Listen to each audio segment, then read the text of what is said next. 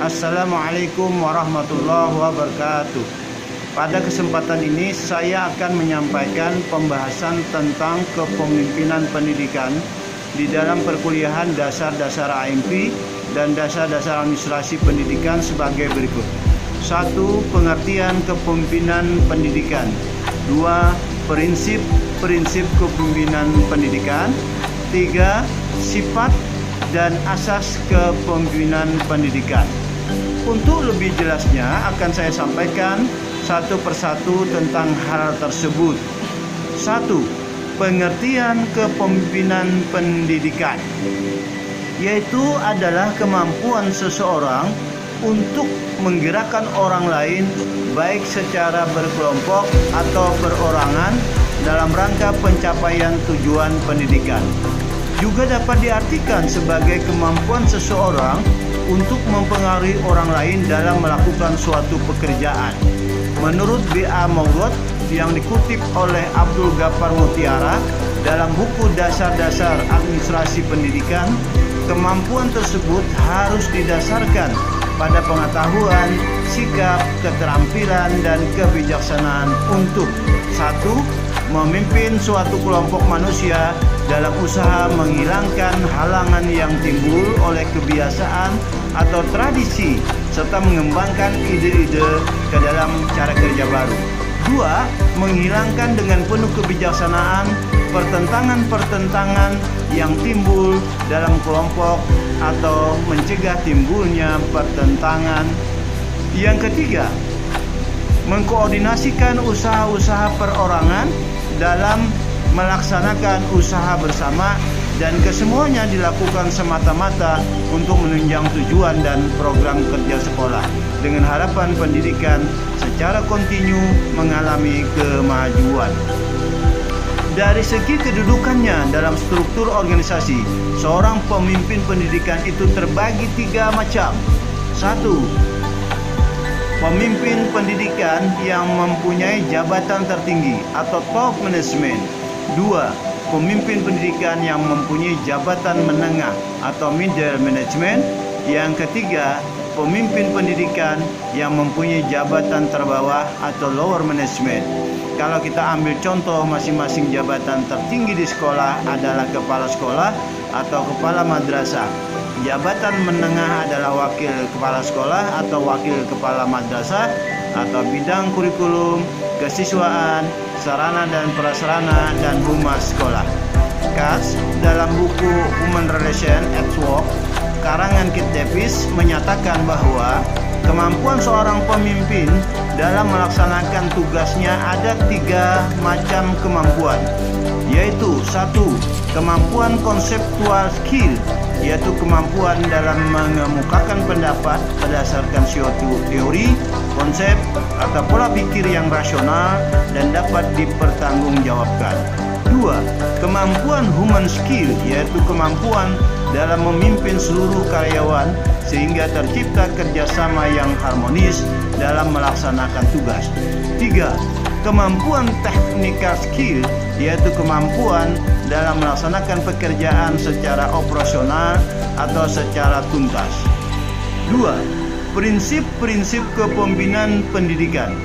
Hendiat Sutopo dan Wasti Sumanto dalam bukunya Pengantar Operasional Administrasi Pendidikan menyatakan bahwa prinsip-prinsip kepemimpinan dalam pendidikan itu adalah 1. Prinsip partisipasi, yaitu pemimpin harus berusaha membangkitkan dan memupuk kesadaran pada setiap anggotanya agar mereka ikut serta bertanggung jawab dan ikut dalam memikirkan untuk memecahkan masalah yang menyangkut perencanaan pendidikan. Artinya, seorang pemimpin harus bisa memberikan semangat kepada bawahannya untuk menjalankan tugas dengan sebaik-baiknya dan memberikan kesempatan kepada bawahan untuk ikut serta memberikan pendapat atau masukan dalam perencanaan sekolah. 2. Prinsip koperasi. Partisipasi harus ditingkatkan menjadi kerjasama yang dinamis. Setiap anggota di samping bertanggung jawab terhadap tugasnya masing-masing, juga harus merasa berkepentingan pada masalah yang menyangkut suksesnya pekerjaan anggota-anggota yang lain. Artinya, di samping tugas yang diberikan kepada kita masing-masing, hendaknya juga ikut membantu tugas teman sejawat yang belum selesai dalam tugasnya. Ketiga, prinsip hubungan kemanusiaan yang akrab. Dalam kepemimpinan pendidikan yang demokratis, perlu diciptakan suasana persahabatan dan persaudaraan yang akrab, serta perlu dipupuk sikap saling hormat-menghormati di antara seluruh anggota dari lembaga kerja tersebut. Artinya, seorang pemimpin harus bisa menjalin hubungan yang baik dan harmonis dan saling menghargai antara atasan dengan bawahan dan bawahan dengan atasannya. 4. Prinsip pendelegasian kekuasaan dan tanggung jawab. Hal ini diperlukan mengingat keterbatasan kemampuan pemimpin. Agar proses kerja secara keseluruhan dapat berjalan secara lancar, efektif, dan efisien, pemimpin harus yakin dan percaya bahwa setiap anggotanya mempunyai kemampuan dan potensi yang dapat bermanfaat bagi lembaga kerjanya. Artinya bahwa setiap pemimpin sekolah atau kepala sekolah biasanya sibuk dengan kegiatan-kegiatan pendidikan baik di dalam sekolah maupun di luar sekolah. Misalnya bila ada kegiatan rapat sekolah dan rapat di Diknas bersamaan waktunya, maka kepala sekolah bisa mendelegasikan kepada salah satu wakil kepala sekolah untuk memimpin rapat di sekolah sesuai dengan bidangnya, dan kepala sekolah bisa menghadiri undangan kepala Diknas di Diknas setempat. Kelima, prinsip fleksibilitas organisasi dan tata kerja. Artinya, struktur organisasi dan hubungan serta tata kerja jangan menimbulkan suasana yang kaku sehingga membawa akibat negatif yang dapat menghambat perencanaan dan pelaksanaan program. Tujuannya untuk mengatur kegiatan dan hubungan kerjasama yang harmonis, efektif, dan efisien. Dalam arti lain bahwa orang yang ditempatkan dalam struktur organisasi sekolah bisa saling berganti orangnya sesuai dengan kemampuannya. Misalnya Wakasek kurikulum ke bidang kesiswaan, yang kesiswaan ke bidang kurikulum, dan seterusnya. Itulah yang dimaksud dengan fleksibilitas struktur organisasi di sini. Yang keenam, prinsip kreativitas. Pemimpin harus pandai menciptakan suasana yang dapat mendorong usaha kreatif dari personal yang terlibat secara keseluruhan, karena pertumbuhan dan perkembangan suatu organisasi sangat tergantung pada kreativitas para anggota staf dan pemimpin organisasi tersebut. Maksudnya, seorang pemimpin yang baik hendaknya memberikan kesempatan kepada bawahannya untuk memberikan ide-ide, gagasan-gagasan, masukan-masukan, dan pendapatnya untuk berkreativitas dalam rangka memajukan sekolah tersebut. Ketiga, sifat dan asas kepemimpinan pendidikan. Menurut Ahmad Rohani dan Abu Ahmadi dalam buku Pedoman Penyelenggaraan Administrasi Pendidikan di Sekolah, sifat-sifat yang diperlukan dalam kepemimpinan pendidikan itu adalah: 1. Memiliki kematangan spiritual, mental, sosial, dan fisik. 2. Menunjukkan pribadi keteladanan.